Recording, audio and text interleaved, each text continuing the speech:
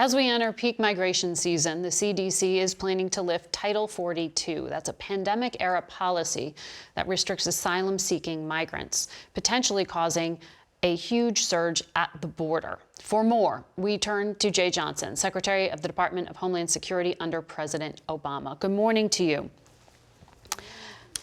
Good morning, Margaret.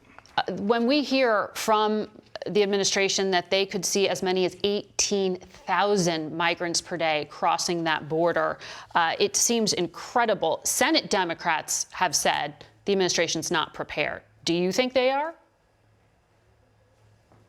Margaret, I'm told by DHS officials, the department I once ran, that they are making preparations, that they are prepared, that there are resources, transportation in place for this level of migration on our southern border. Without a doubt, these are large numbers. DHS, I believe, has learned lessons from the past, in surges in the past, including when I was in office. But still, numbers at these level are difficult to handle on the southern border, communities on the southern border, Catholic charities that volunteers. Difficult to absorb these types of numbers. Under almost any scenario, it's challenging for the Border Patrol, for ICE, to properly process and track these individuals. And obviously, the Biden administration is paying a political cost for these. So my recommendation would be that, and I know President Biden believes this, we have to address the underlying causes in Central America for these types of surges. And I was pleased that in this year's budget proposal, there's $1 billion to try to address this. We began this in the Obama administration, and we need to keep at it through successive administrations. Right, and that's a long-term solution. But I mean, when it comes to how the Biden administration planned for this pandemic-era restriction, Title 42, it's getting peeled back May 23rd. It coincides with the peak migration season. Why wasn't there any coordination within the administration to maybe, I don't know, push it a few months? Well, Margaret, I'm no longer at the table.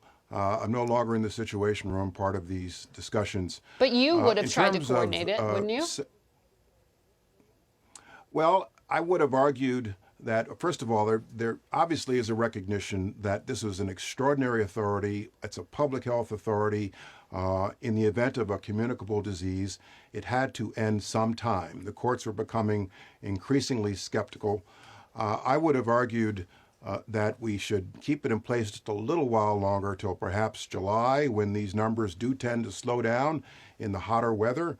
You're correct that March, April, May tend to be the peak seasons for migration on our southern border. And so DHS will have a challenge. And I heard the current secretary the other day say at present they have something like 7,000 a day. That's a high number. You mentioned the political problem this has caused for the administration.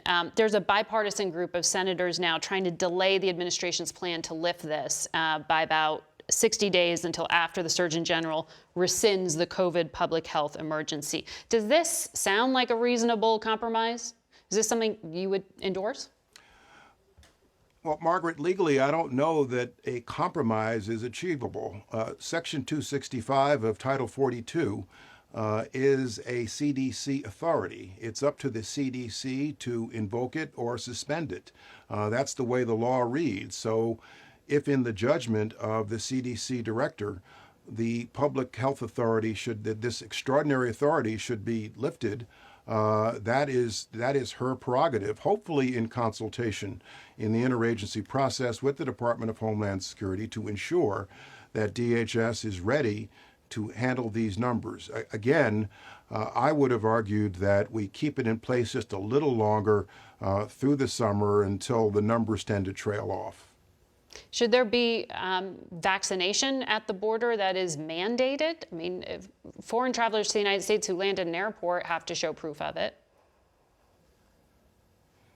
I think that is something that should be considered. There are obviously huge challenges to trying to achieve that with this volume of people. but it's something that should be considered. You mentioned going back to addressing root causes. Both President Biden and Vice President Harris last year also publicly called for migration to slow. I want to play for you what they said in 2021. Do you have to say quite clearly, don't come? Yes, I can say quite clearly, don't come. Do not come. So why haven't we heard anything like that now? Is it because the administration took so much heat from progressive Democrats? Margaret, I can only tell you about my own experience dealing with this very, very difficult issue. I have learned that you have to repeat a message dozens and dozens of times before people actually do begin to hear it. The longer term lesson, however, is that migration is a market-sensitive phenomenon. It reacts sharply to news in the information marketplace about enhanced enforcement, decreased enforcement on our southern border. We can repeat these messages over and over again, and we should.